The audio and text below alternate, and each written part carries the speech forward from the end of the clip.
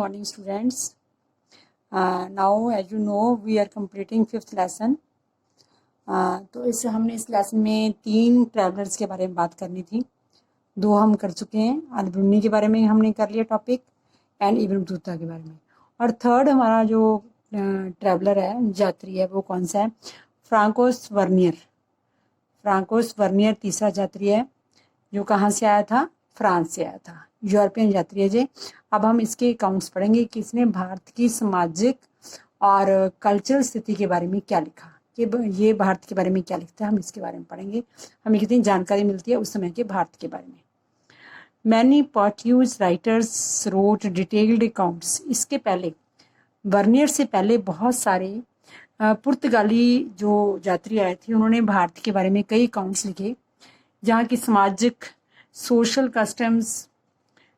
Customs, religious practices etcetera, इनके बारे में, सामाजिक रीति रिवाज और धार्मिक प्रथाओं के विषय में बहुत कुछ लिखा, विस्तृत में लिखा, इसको डिटेल्ड अकाउंट्स लिखे।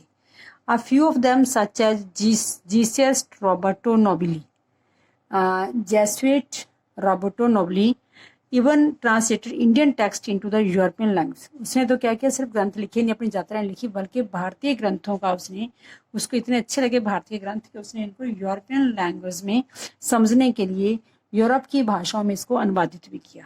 ये राइटर जो उससे पहले आए थे, जो बर्नियर से पहले जो यात्री आए थे। The best known of the Portuguese writer, जो सबसे अच्छा राइटर, जो सबसे ज़्यादा प्रसिद्ध है, best known Portuguese writer is Duarte Barbosa. कौन सा है? Duarte Barbosa, who wrote a detailed account of trade and society in south India. इसने दक्षिण भारत के व्यापार और वहाँ के समाज के बारे में बहुत डिटेल में लिखा। इसका नाम है दुराते बारबोसा, जिसने दक्षिण भारत के बारे में लिखा। One of the most famous was the French jeweller. एक और फ्रांस का ज्वेलर था जो जीन बैप्टाइज टैवर्नियर, जो एक फ्रांसीसी यात्री था, जौहरी था, जो ज्यूं बैप्टिस्ट टैवर्नियर था जिसका नाम। Who traveled India at least 6 times। वो एक बार नहीं 6 बार भारत में आया। He was particularly fascinated with the trading conditions in India। उसको अच्छी कौन सी विशेष रूप से उसको क्या अच्छा लगा? भारत में व्यापारिक स्थितियों के बारे में बहुत प्रभावित था। वो जो भारत की व्यापार है उसकी कंडीशन के बारे में, स्थितियों के बारे में वो बहुत प्रभावित था। He compared India to Iran and Ottoman Empire। उसने तो भारत को ईरान के साथ और ऑटोमन एम्पायर के साथ, ऑटोमन मीन्स कि समझते ऑटोमन साम्राज्य है, उसके साथ में भी उसको तुलना की उसने। जीन बैप्टाइज ने यूके का ज्वेलर था। तो आप इनके नाम याद करने हैं, क्योंकि जो हमारी बुक में है, हमारे लेसन में है, जो फ्रांकोसिस बर्नियर से पहले आए थे, तो हम उनके बारे में नाम नोट करेंगे इनके। Okay, some of these travellers like the Italian doctor Manucci, जो एक मनुक्की जिसका नाम था, ये जो है जो मनुक्की एक इटालियन ट्रैवलर था, जो डॉक्टर था, वो भारत में आया।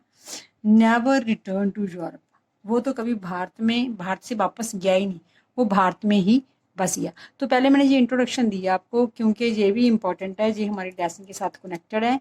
तो ये जो राइटर है, ये जो यात्री है, इनके बारे में हमने ध्यान से देखना है, इनके नाम याद करने हैं, इनके बारे में क्वेश्चन भी मैंने डाल दिया, आपने यहाँ से देख के उनके आंसर भी करने हैं। ओके, और एक बात मैं बता दूं आपको, मैंने इस वीडियो के बाद भी मैंने आपको एक असाइनमेंट दिया है, जो क्वेश्चन आपने सेम क्वेश्चन करने हैं, ना कि और कोई क्वेश्चन करने हैं। आप एक्स्ट्रा क्वेश्चन मत करो, जो इम्पोर्टेंट क्वेश्चन है आप वही किया करो। Okay, thank you. आगे है फ्रांकोसिस बर्नियर, अ फ्रेंचमैन। ये कहाँ से आया था? फ्रांस से आया था।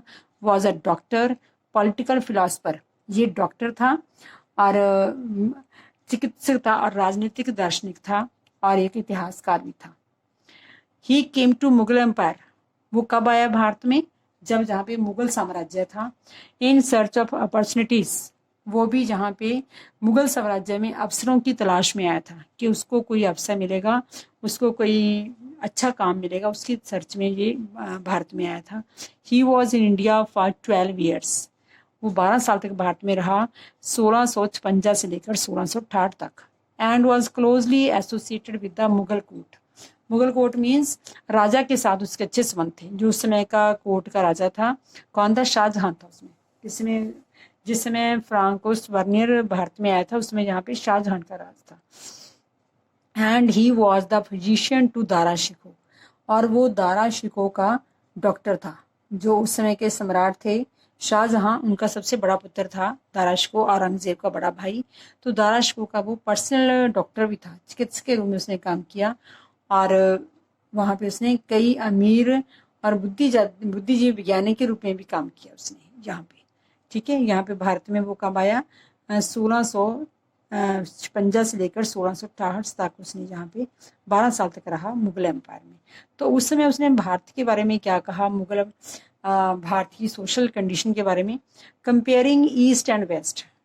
वो अपनी राइटिंग्स में, वो अपने जो उसने लिखा, बुक लिखी, उसकी बुक का नाम ही याद करना, he wrote the accounts in travels in Mughal empire. उसने अपने अकाउंट्स, अपना काम जो किसमें लिखा उसने?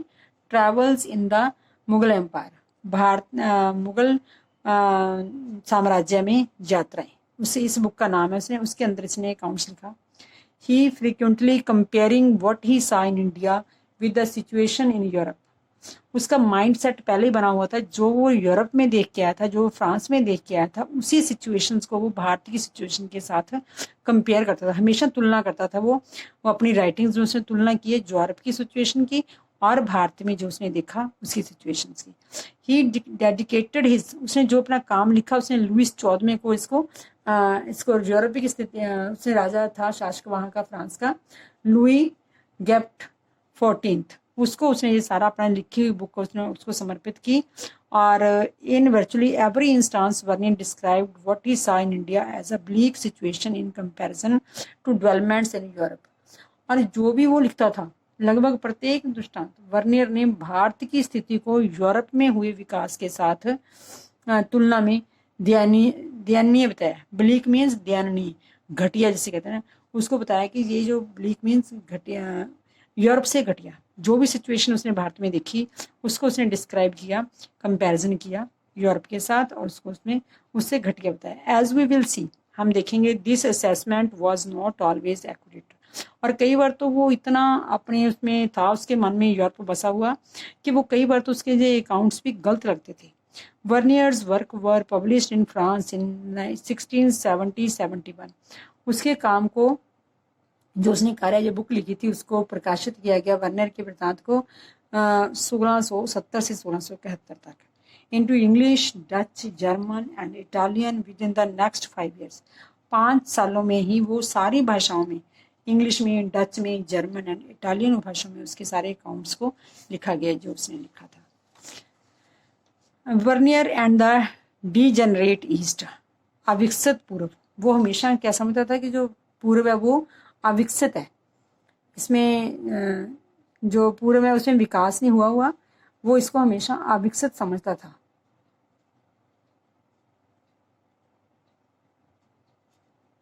हाँ जी, नेक्स्ट है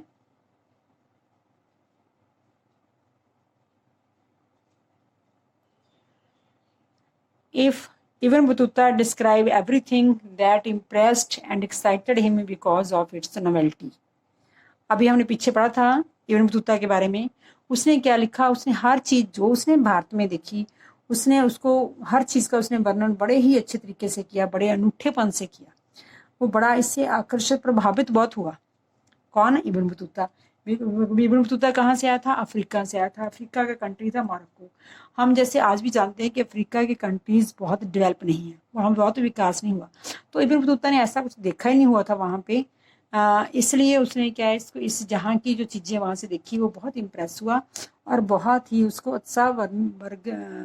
उत्साहवर्धक वर्णन किया उसने इब्न बतूता। अब हमारा जो क्वेश्चन भी एक आता है कि दोनों में क्या कंपैरिजन है, Ibn Battuta and Francois Bernier में। Francois Bernier belong to a different intellectual tradition. जो फ्रांकोस था ये अलग अलग बुद्धिजीवी परंपरा से संबंधित था। बुद्धिजीवी में यूरोप के लोग अपने आप को ज़्यादा बुद्धिजीवी समझते हैं, बहुत ज़्यादा उनकी ट्रेडिशन ऐसे है कि हम बहुत इंटेलिजेंट है, हमारे से कोई इंटेलिजेंट है ही नहीं है। तो ऐसी स्थिति से वो आया था फ्रांकोस वर्नियर। तो इसलिए उसका जो प्री ऑक्यूपाइड था उसके मन में कि जो यूरोप है वो बहुत ही डेवलप है। He was far more preoccupied with the comparing and contrasting what he saw in India with the situation in Europe in general and France in particular. विशेष रूप से जो स्थितियाँ उसने जहाँ पे पाई, विशेष रूप से वो उसको किसके साथ कंपेयर करता था, भारत में जो भी देखा वो सामान्य रूप से यूरोप और विशेष रूप से फ्रांस के साथ तो वो उसकी तुलना करता ही था. He mostly focusing on the situation which he considering depressing. वो ज़्यादातर वो उस सिचुएशन पे ध्यान देता था, अधिक उजागर करने की कोशिश करता था जिसको वो देखता था कि अवसादकारी है. जो सिचुएशन उसे बहुत ही डिप्रेसिंग लगती थी, बहुत ही अवसादकारी दुख वाली लगती थी, वो उसी सिचुएशन को ज़्यादा ध्यान से फोकस करता था. बहुत सारी अच्छी चीज़ें भी थी, वो उनके ऊपर ध्यान नहीं देता. जबकि इब्न बतूता ने जो उसे अच्छा लगा, जो इम्प्रेस लगा, जो नया लगा, वो उसने उत्साहवर्धक तरीके से उसको एक्सप्लेन किया. Vernier's account. His idea seems to have been influencing the policy makers. उसको लगता था, उसका विचार था कि वो देश के नीति निर्माताओं को, जो शासक है, वो उनको प्रभावित करना चाहता था. ऐसी चीज़ें दिखा के वो ऐसे निर्णय ले सके कि जिन पर सही माना जा सके. Vernier's account in the Mughal empire. Vernier जो हमने पीछे पढ़ा, ट्रैवल क्या है, इसका बुक का नाम क्या है, travels in the Mughal empire, is marked by detailed observation, critical insight and reflection. Vernier का जो ग्रंथ है travels in the Mughal empire, travels जहाँ वर्ड में travels in the Mughal empire is marked by detailed observation. उसने बहुत ही गहन प्रेक्षण किया आलोचनात्मक अंतर्दृष्टि से और गहन चिंतन के लिए उल्लेखनीय है. जो उसने सारा काम करा उसको क्या है, ये इसके लिए उल्लेखनीय है कि उसने बहुत ही आलोचनात्मक अंतर्दृष्टि से और गहन चिंतन के साथ काम किया. उसने he constantly compared Mughal India with the contemporary Europe. जैसे मैं पहले ही बताया आपको कि वो हमेशा कंपेयर करता था जो मुगल भारत था उसको अपने उस समय के यूरोप के साथ, generally emphasising the superiority of Europe. और हमेशा ये कोशिश करता था कि वो इसमें यूरोप की श्रेष्ठता को रेखांकित करते हुए यही दिखाता था, हर बात में जिसको कंपेयर कर रहा है वो उसमें दिखाता था कि यूरोप बहुत बढ़िया है और यहाँ का जो मुगल इंडिया वो बहुत ही घटिया तरीके से जहाँ पे काम करते हैं. His representation of India works on the model of binary opposition. ऐसा लगता था कि उसकी जो सारी उसने काम किया अपना, उसका मॉडल ही ये था कि उसने भारत के विपरीत लिखना है, जो भी लिखना है उसने भारत के विपरीत लिखना है. भारत की जो स्थिति है उसको यूरोप के विपरीत लिखना है उसने. तो इसलिए जो हमारा एक क्वेश्चन भी बहुत अच्छा क्वेश्चन बनता है, ये यहीं से क्वेश्चन बनेगा आपका कि उसने कैसे इब्न बतूता से उसके जो विचार थे वो कैसे अलग थे. Where India is presented in inverse of Europe. उसने हमेशा यूरोप इंडिया को यूरोप के विपरीत ही व्यक्त किया. He also ordered the perceived differences hierarchically so that India appeared to be inferior to the Western world. He also ordered the perceived differences. उसने जो भी इतिहास, उसने जो लिखा उसने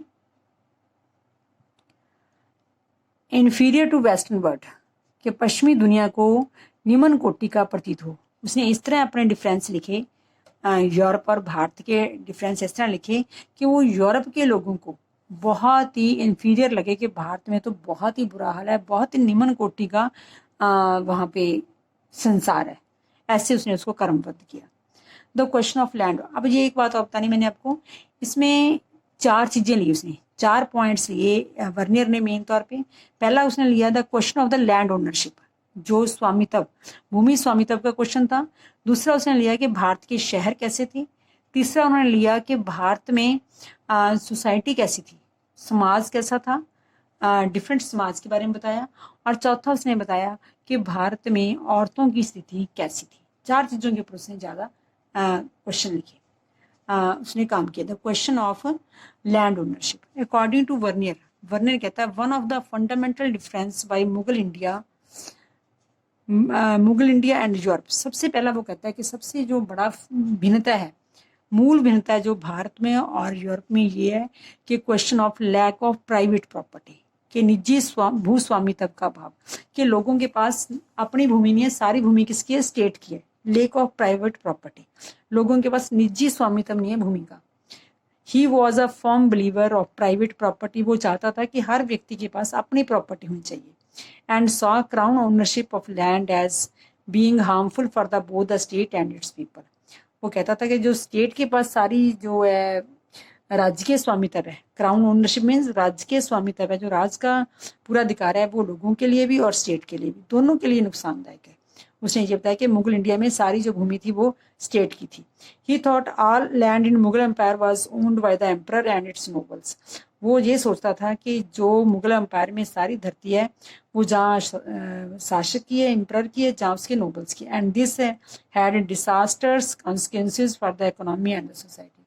और इसके क्या अर्थव्यवस्था के और समाज के लिए अनर्थकारी परिणाम होते थे। जो सारी भूमि राजा और उसके नोबल्स की होती थी, इसके अनर्थकारी परिणाम होते थे। इस प्रकार Bernier argued that owing ownership of land in the hands of crown, वो ये इस प्रकार वो कहता है, वर्नियर कहता है सारी जमीन, जो सारी भूमि है, अगर वो राजा के हाथ में होगी, land holders could not pass their land to their children. अगर सारी भूमि राजा की है तो जो लैंड होल्डर्स है, जो लैंड के ऊपर काम करते हैं, वो अपनी भूमि को अपने बच्चों को आगे नहीं दे सकते। ये भी तर्क देता है कि बच्चे उसके भूमि के बिना रह जाएंगे जबकि सारी भूमि राजा के पास है। तो ये उसका पहला क्वेश्चन तो यही था कि लैंड ओनरशिप है जो वो रॉन्ग है, जो राजा के पास है। So they were averse to any long term investment. जब किसी व्यक्ति की भूमि अपनी होगी नहीं तो इसे लॉन्ग इन्वेस्टमेंट क्यों करेगा, क्यों इसे पैसा लगाएगा काम करने के लिए। In the expansion of the production, इसकी पैदावार को बढ़ाने के लिए, इसकी बढ़ोतरी करने के लिए वो अपना कोई दूरगामी इन्वेस्टमेंट इसमें निवेश नहीं करेगा। The absence of private property in land had therefore prevented the emergence of class improving landlords। एक और बात उसने कही कि अगर निजी स्वामित्व नहीं होगा, किसी व्यक्ति की अपनी भूमि नहीं होगी, तो क्या है, बेहतर भूमिधारकों का वर्ग का उदय कैसे होगा। इम्प्रूविंग लैंडलॉर्ड्स मीन्स बेहतर भूधारक, मतलब कि उनकी कंडीशन कैसे अच्छी होगी जब उनके पास भूमि नहीं होगी। With the concern to maintain और इम्प्रूव द लैंड, कि वो उस धरती को इम्प्रूव कैसे करेंगे, कैसे उसको आगे बढ़ाएंगे, ठीक है, आगे उसको विकसित कैसे करेंगे भूमि जब उनके पास उनकी जमीन के ऊपर उनका हक ही नहीं होगा। It had led to the uniform ruination of the agriculture. इससे क्या होगा, जो कृषि है उसका क्या है, उसकी जो कृषि है वो बिल्कुल तबाह हो जाएगी, विनाश हो जाएगा कृषि कैसे। रियूनिएशन मीन्स विनाश हो जाना, इससे एग्रीकल्चर का विनाश होगा। Excessive operation of the peasantry and continuous decline the living standards of all sections. और समाज के सभी लोगों का ये तो लिविंग स्टैंडर्ड नहीं बढ़ सकता जब उनके पास भूमि अपनी नहीं है। और इस दूसरी बात क्या है कि लोग जो किसानों का उत्पीड़न होगा, ऑपरेशन एक्सेसिव होता है, ऑपरेशन मीन उनका उत्पीड़न होगा, जिसके कारण उनका स्टेटस भी लिविंग स्टैंडर्ड भी बढ़ नहीं पाएगा। Bernier described Indian society as consisting of undifferentiated masses of impoverished people। Bernier कहता है कि जो भारत के लोगों की कंडीशन है, वर्नियर समाज को दरिद्र लोगों का समाज कहता है। इम्प्रोविस्ड मीन दरिद्र लोगों का, गरीब लोगों का समाज है। Subjugated by small minority of rich people, जिसको थोड़े से लोगों ने, जो शासक वर्ग के थोड़े से लोगों ने अपने अधीन कर रखा है। एंड पावरफुल रूलिंग क्लास, और जो पावरफुल अमीर व्यक्ति हैं उन्होंने ही अपने इस समूह को अपने अधीन कर रखा है। वर्नियर कॉन्फिडेंटली असर्टेड, बड़े विश्वास के साथ वर्णन कहता है, there is no middle state in India. Bharat में कोई भी मध्य स्थिति के लोग नहीं है, क्योंकि जो गरीब है एक तो बहुत गरीब लोग हैं और एक बहुत अमीर लोग हैं, बीच में लोग तो है ही नहीं है। उसने ये अपनी ट्रैवलर्स इन मुगल इंडिया में यही लिखा कि भारत एक ऐसा देश है जहाँ पे गरीब लोग, जहाँ बहुत गरीब लोग हैं और जहाँ बहुत अमीर लोग हैं, तो बीच में जो लोग हैं मिडिल क्लास लोग हैं वो वहाँ पे नहीं है। Bernier saw the Mughal empire its king was the king of beggars and barbarians. आगे क्या कहता है कि मुगल जो एम्पायर था, साम्राज्य था, इसका भिखारियों का और क्रूर राजा था। जो राजा था वो भिखारियों का और क्रूर राजा था। विद इट्स इल एयर, तो जहाँ की जो हवा भी खराब थी, एंड इट्स फील्ड्स, इसके खेत भी खराब थे। Overspread with bushes and full of pestilential marshes, और घातक दलदल से भरे हुए थे। मतलब कि वो उसके फील्ड्स की इतनी वो करता है, इतना कहता है कि वो भूस्वामित्व के कारण वहाँ के जो खेत थे और जो झाड़ियाँ ही झाड़ियाँ हो रखी थी और वहाँ पे घातक दलदल से भरे हुए थे। And asserts that all this because of one reason, सिर्फ एक ही कारण था ऐसा होने का, वो क्या था, क्राउन ओनरशिप ऑफ लैंड, कि राजा के पास सारी धरती थी, इस करके जो सारे लोगों का भी है वो बहुत बुरा हाल था। पर हमने देखा कि इब्न बतूता क्या कहता है कि एग्रीकल्चर बहुत अच्छी थी, जहाँ की भूमि बहुत उपजाई थी। तो आपने ये पॉइंट्स लिखने हैं, जब कंपैरिजन करोगे आपने ये पॉइंट्स लिखने हैं कि इब्न बतूता ने कैसे तारीफ की थी और इसने ये वर्नियर ने उसको कैसे इसको बहुत गलत तरीके से पेश किया। सरप्राइजिंग, एक सबसे इंटरेस्टिंग आश्चर्य की बात यह है कि none of the Mughal official documents suggest that the state or crown was the sole owner of the land। जो बर्नियर ने कहा उसके अगेंस्ट हम ये बात कह सकते हैं कि मुगल सरकारी मुगल डॉक्यूमेंट्स थे, दस्तावेज थे, किसी में भी ये नहीं कहा गया कि स्टेट के पास ओनरशिप थी लैंड की। For instance Abul Fazl official chronicle, जो अबुल फजल था अकबर के टाइम से, जो कि वो सरकारी इतिहासकार था अबुल फजल, उसने बताया it land revenue a claim made by the ruler on his subjects for the protection और ही प्रोवाइड देम। उसने लिखा कि सिर्फ लैंड रेवेन्यू लेती थी जो सरकार थी, जो शासक थे रेवेन्यू लेते थे, वो भी इसलिए लेते थे रूलर कि वो अपने जो लोग हैं उनकी रक्षा करते थे, इसलिए वो उनसे टैक्स लेते, rather than as rent on the land then he owned, और ना कि वो उनकी रेंट का लैंड का रेंट लेते थे।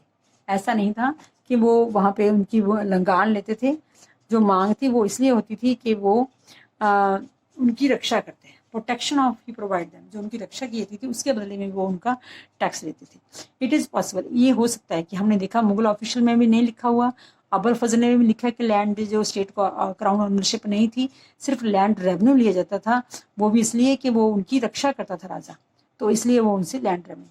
It is possible that European travellers regarded such claims as rent. जो अबुल फजल कहता है कि हम लैंड रेवेन्यू लेते थे, तो वो उसने क्या समझा यूरोपियन ट्रैवलर बर्नियर ने कि शायद वो भूमि का रेंट ले रहे हैं, किराया ले रहे हैं। Land revenue was very high, because land revenue था वो बहुत हाई था, जो राजा शासक उसके में कर लेता था, लगान लेता था, भूमि कर लेता था, वो बहुत ही अधिक था। however this was actually not a rent or land tax but a tax on the crop।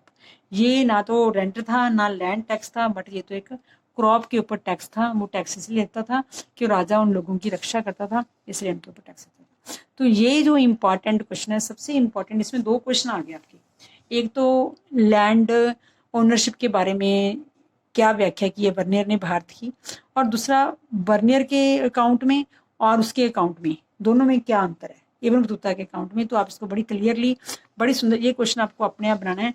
तो ये क्वेश्चन आपका कंप्लीट हो गया। इसमें ये दो क्वेश्चन बनते हैं इसमें आपको, जो मैं अगली वीडियो है उसमें आपको असाइनमेंट भी दूंगी इसी के बर्नियर के साथ संबंधित। Okay, thank you. I hope you understand very well. Students, start your work again. Okay, thank you.